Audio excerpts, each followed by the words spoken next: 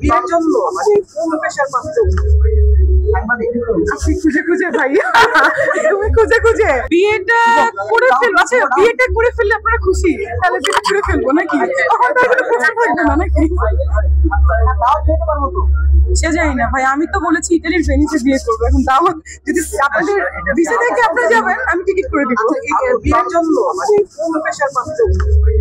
আপনি খুঁজে খুঁজে ভাইয়া, তুমি খুঁজে খুঁজে বলবো না, বলবো না। পাত্র ভালো, এটা ঠিক আছে, কোন পেশার সাথে পারছে? আজকে ভাই আমাকে বিবাহিত বানাই দিয়েন না, এতটুকু রিকোয়েস্ট।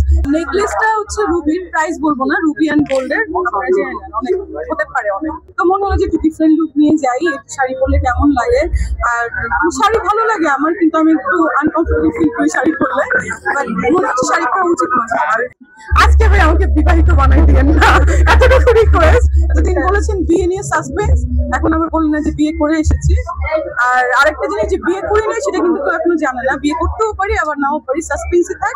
আর বধূ শাড়ি আসলে অনেকবারই শাড়ি পরেছে, অনেকবারই বউ সেজেছে। লাইক 27 তারিখে আমার একটা শুট আছে ব্রাইডাল, তো ওখানে আবার পাকিস্তানি বইয়ের লুক নেবো। নেকলেসটা হচ্ছে রুবির, প্রাইস বলবো না, রুবি অ্যান্ড গোল্ডের। আপনারা জেনে নেন, অনেক হতে পারে অনেক।